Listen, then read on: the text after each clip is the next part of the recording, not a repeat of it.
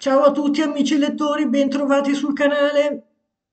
Oggi abbiamo ancora un nuovo tag. Questo è il primo creato da Daniela del canale Gocce di Libri che saluto, dedicato al mondo dell'arte.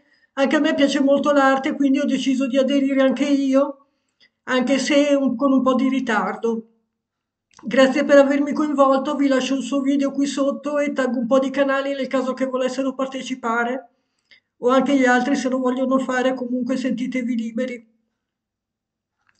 Numero 1, La Monna Lisa di Leonardo da Vinci, La Gioconda, un libro con un personaggio ermetico che non hai capito del tutto. Qui ho scelto questo che è Il garzone del macellaio di Patrick McCabe, un libro scritto in maniera molto particolare, con uno stile di scrittura unico, scritto in prima persona un po' sboccato, anche un autore molto apprezzato, dove parla di questo ragazzo con dei problemi di personalità, dei disturbi della personalità, diciamo, un comportamento un po' aggressivo che vorrebbe essere accettato dagli amici, dalla società e quando è rifiutato si comporta un po' male, diciamo.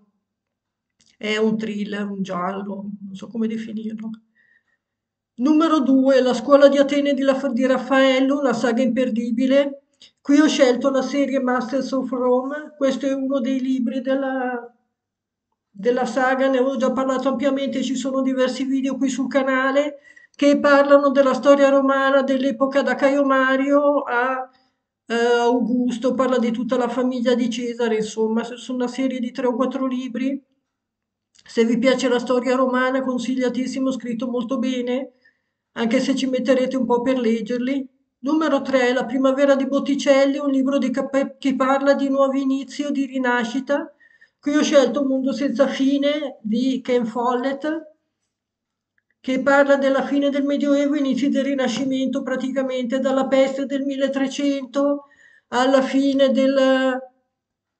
dei servi della gleba, l'inizio della vita dei contadini un po' più moderna, diciamo, che sarebbe il seguito dei Pilastri della Terra, il sequel. Poi, numero 4, Il bacio di Hayez, il libro che racconta la tua storia d'amore preferita. Come ho già detto, il genere sentimentale non è proprio il mio genere. Io ho letto pochi romanzi d'amore, uno di quei pochi è questo che mi è piaciuto anche abbastanza, che è La figlia di Mistral di Judith Krantz. Di questo avevo già parlato. Mistral era un pittore negli anni 20 del XX secolo che conosce questa donna, una modella dai capelli rossi, bellissima, con cui ha una storia d'amore. Poi lei ha una figlia, nel libro non si capisce se è la figlia di Mistral oppure no, e ha una storia anche con lei per quando la conosce. Lui la conosce 30 anni dopo, non sapeva dell'esistenza di questa ragazza e hanno una figlia insieme, eccetera. È un intreccio molto complicato, però per essere un romanzo d'amore è scritto bene. Non so se lo conoscete, è un libro abbastanza famoso e comunque ne avevo già parlato anche di questo.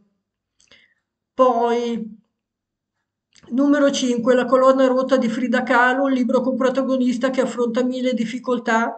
Qui avevo già accennato prima, ho tirato fuori i pilastri della terra, che viene prima di Mondo senza fine, nel 1000-1100 i protagonisti sono in epoca medievale, dalla gente popolare alla gente comune, religiosi, politici, re, nobili, eccetera. È una saga che parla di tutta l'epoca di quel periodo lì, insomma, tra guerre, eh, tradimenti, conflitti, storie d'amore, eccetera. Numero 6, Autoritratto di Van Gogh, un libro in cui senti che il protagonista è simile a te. Qui era un libro a cui avevo già accennato, che era La sorella di mezzo, non mi ricordo il nome dell'autrice e non sono riuscita a trovarlo neanche su internet. Era un libro che faceva parte di selezione del Reader's Digest. Parlava appunto di questa ragazza che era una sorella di mezzo, aveva una sorella più grande e una sorella più piccola e raccontava della sua vita da ragazzina. Anche io sono una sorella di mezzo, quindi un po' mi ci sono rivista. Poi, numero 7, Colazione sull'erba di Manet, un libro dal linguaggio esplicito, un po' osé per i tuoi gusti o per l'epoca in cui è stato scritto.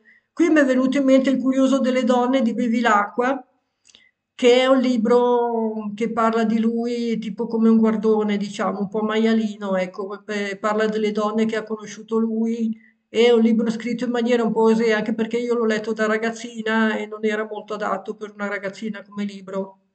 Diciamo, ero incuriosita dal nome dell'autore perché l'avevo sentito nominare, ma non era il mio genere come libro.